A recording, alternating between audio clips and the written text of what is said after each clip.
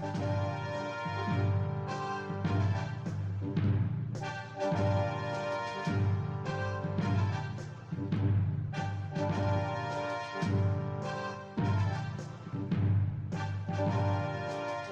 there, I'm Rob Poynton. Thanks for joining me today for this Frontline report on Dragon's Teeth Gaming Channel.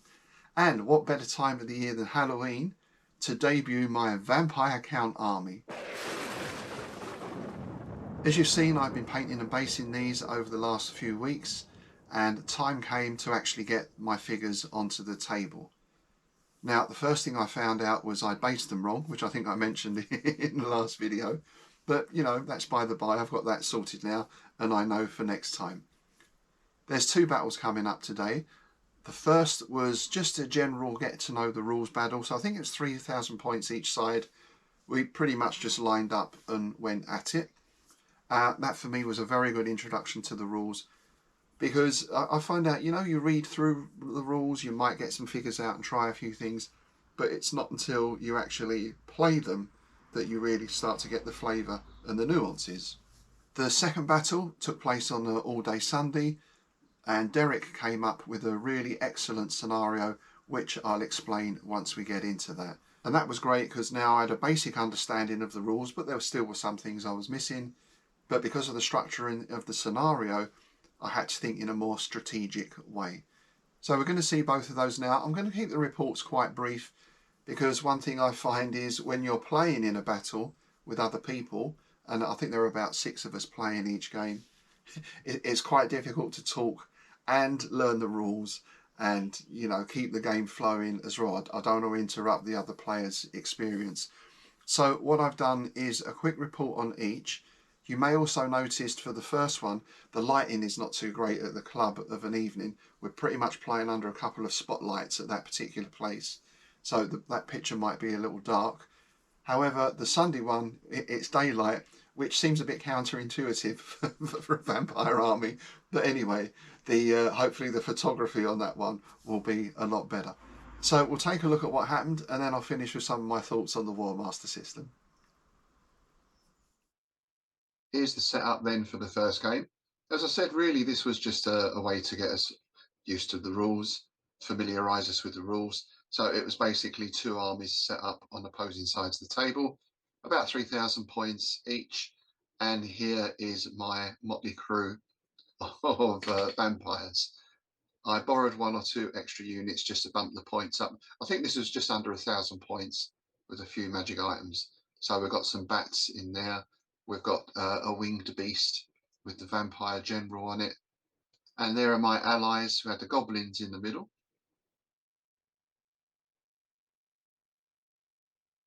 And then at the far end of the table, there were some orcs, and they had a wizard, I think, right at the front there. We'll speak about him in a minute. And here's our opponent. This was a mix of Bretonnian knights and an elf army, I think. So lots of cavalry and lots of archers.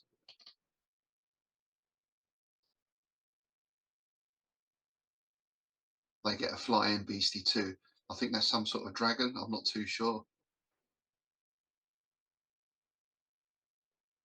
And there's that orc shaman I mentioned earlier. See, I didn't know when we started this game that you can't really kill your magic users. They can't be fired on or charged. So I put mine at the back, sort of in safety. But he was right at the front, that chap. And those things there that look like trebuchets are actually called skull chuckers. So a nice long-range missile weapon for the goblin units.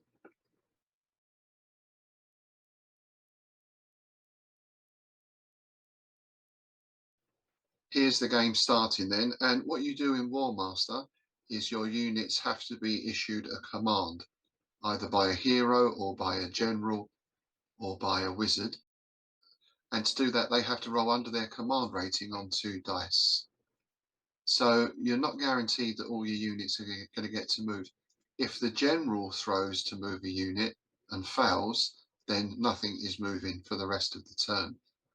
So you have to be quite careful about the placement of your commanders and heroes, because obviously range is a factor, but also who you use to issue commands. Now, quite early on in the game, I came under pressure from the elf cavalry, who on the first turn pretty much just charged straight into my black knights there and started decimating them with with what seemed like apparent ease.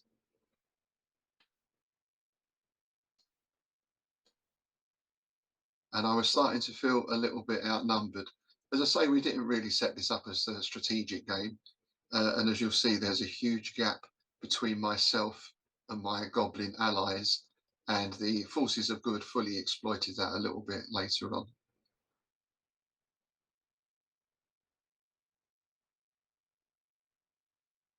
One other thing I found with this game is you need lots of d6.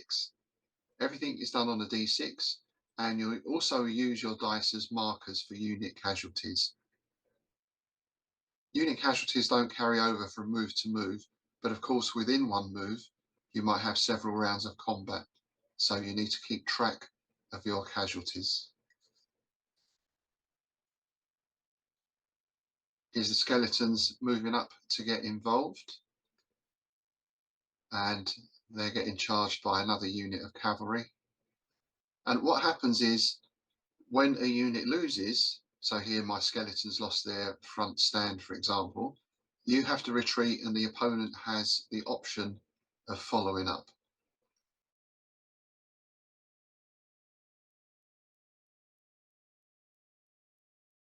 So now they've dealt with my skeletons, that's the cavalry now regrouping. And there's my lone necromancer. He did get a couple of spells off, but nothing too great in this game because I wasn't really sure of the spells yet. Now the goblins in the middle had a few unlucky rolls at the start, so not a lot of movement from them. And they had to pretty much sit and wait for the advancing forces to come forward and attack.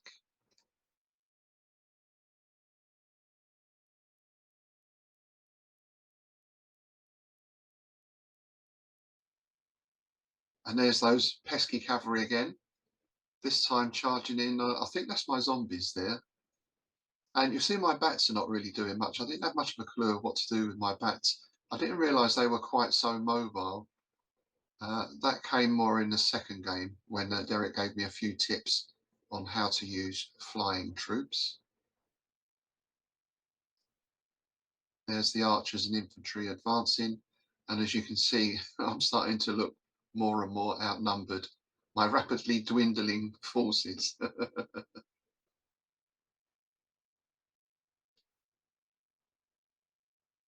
So yeah, as the good troops move up there, as you can see, they're filling in that gap between our units. So I ended up getting pretty much surrounded on three sides. And by the time it came to finish, it was clear that the good forces were winning here. The goblins in the centre pretty much collapsed. The far end orcs didn't do so bad, but overall it wasn't a good day for the forces of evil.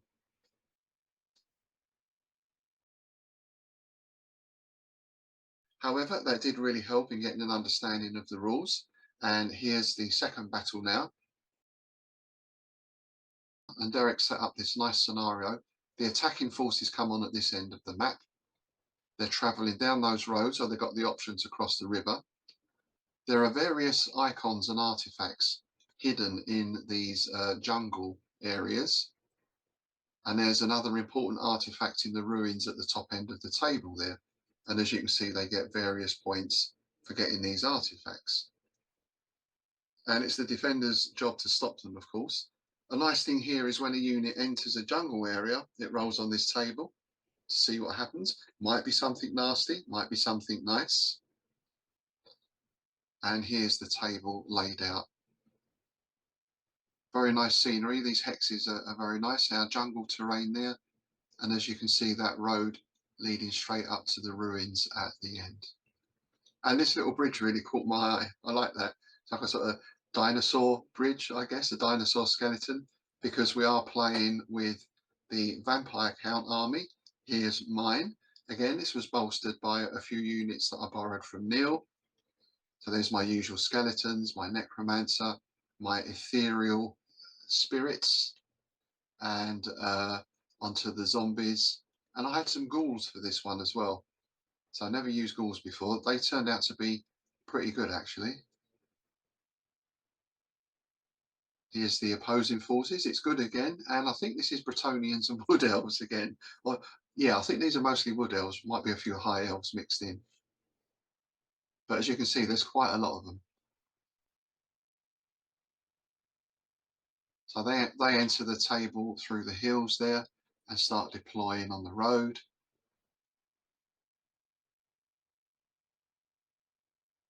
And here are the defending forces, the vampire counts, and a very nice lizard man army. Are they lizard men or some type of lizard creature? And there's the intervening terrain. You can see the jungles, there's some marsh. Things started very early. We got a flying battle going on there. It seems to sort of pterodactyl types. And the good army were quite slow in getting off the ground. Not so much on this side where they made straight for the bridge, but more on the other flank. There's the lizard army, looking very splendid.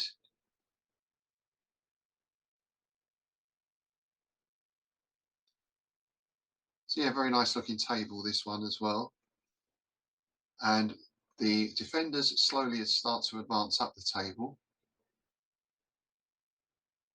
And we get our first encounter, which was some of the wood elves exploring that jungle there. And there were some lizard men hidden in there. So we had a bit of a skirmish going on there. And as the first unit of knights crossed the river, the lizard men charged in to meet them. And the knights, because most of the other units failed their command role, the Bretonic knights here were pretty much unsupported.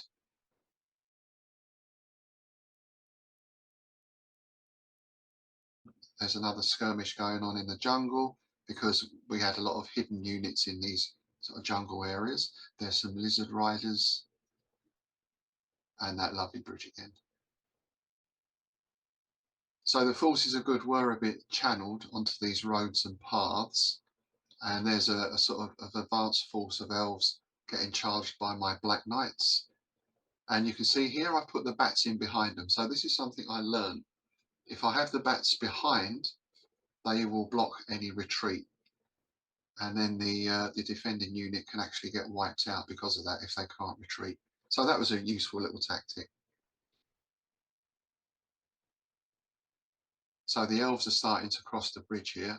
I think after a while they got fed up and started crossing the river instead, which is a lot quicker, but there is a chance of being attacked by crocodiles. I guess it makes sense the crocodiles will be on the lizard man side, right? So things then started developing in the middle of the table, and my basic idea here was to try and draw the enemy in where I had some ghoul units hidden in those jungles on each side. So the attackers were pretty much pushed back on that right flank coming down that road, but they did start pressing forward in the middle. There's some lizard archers retreating into cover. And the biggest problem we had facing here were these tree men, very strong units, but this is where my ghouls came into their own because they sort of popped out and surrounded him virtually. And also I got a spell off, the Raised Dead spell. So that raised a stand of skeletons which were placed in behind. So that did a real good job on getting rid of the tree men. Some other battles developing on the other flank. And there's a sort of overview of the whole table. As you can see, it's all starting to gather in the middle there. But the lizards have still got quite a few units in reserve.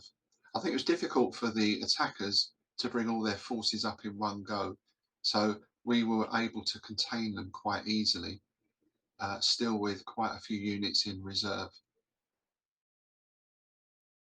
So by the time it came to the end of play, it was pretty clear that we were going to hold, and it was a victory for the forces of evil this time. So 1-1 so far, it's a draw.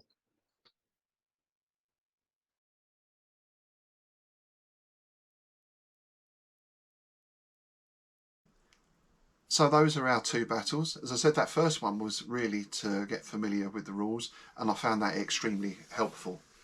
The second one, because it was a structured scenario, a very well structured scenario by Derek, by the way, that had more of a strategic element. Plus, what I liked in that were all these little side quests going on and the random rolls of units going into the jungle and everything else. That really gave it a good atmosphere. So having played the game twice now, what are my initial thoughts? Well, let's divide it into two things, what I like and what I didn't like so much. What I very much like about this game is that each army feels different. Now, of course, if you're playing any historical game, if you've got Vikings versus Saxons or Napoleonic British versus French, each army is going to have its own certain flavour and characteristics to an extent. But what I feel with Warmaster is the character of each army really comes across and really is a major influence on how you manage your forces. What you tend to get in fantasy rules is a set of generic spells. So every wizard, for example, can cast a fireball or can levitate or throw confusion. With Warmaster, the spells are specific to the army as well. So again, that plays a big part in how you operate. What I found with the vampire counts is you have to have a lot of them, and I've got a lot more on order. Most of the units are quite low point value, so if you're fielding a 1500 point army, you get to have lots and lots of zombies and skeletons. They are a bit cannon fodder.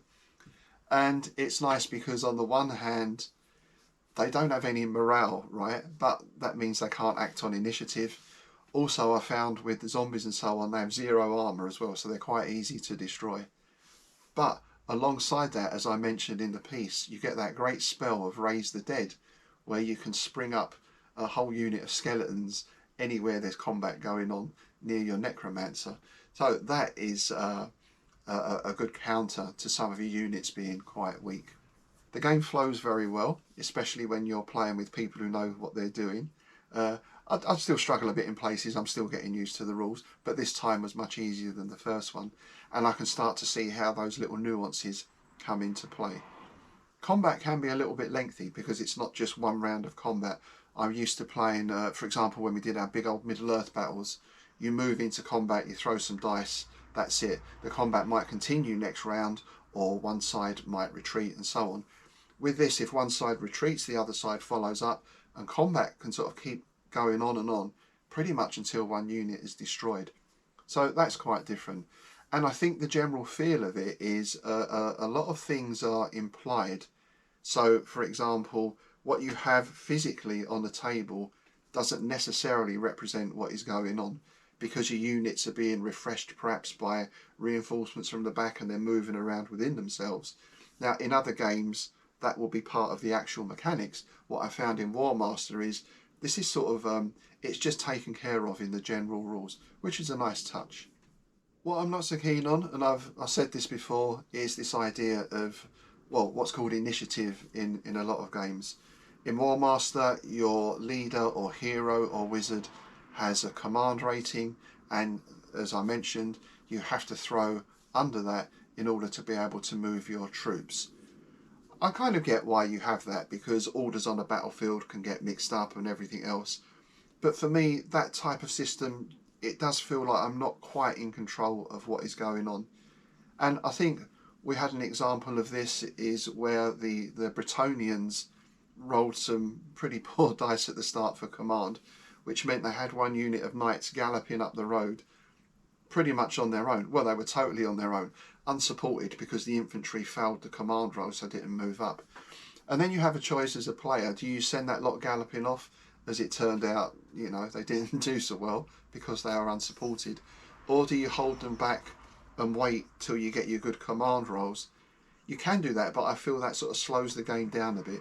You might be 4 turns without being able to move, you know, in any of your units, or maybe just 1 or 2 units. So I feel that does get in the way a little bit. Having said that, as I said, the game flowed very well, and it was interesting to start finding out how you can use your flying units, for example. I looked at the stats for the bats, the bat stats, and they didn't seem to be too great, but then you can find out they can they can go pretty much all the way across the table and sit behind an enemy unit that you're attacking in order to block its retreat. So I think that's the thing with this game, as you delve deeper into it and find out more of those little wrinkles, then it becomes more interesting as well.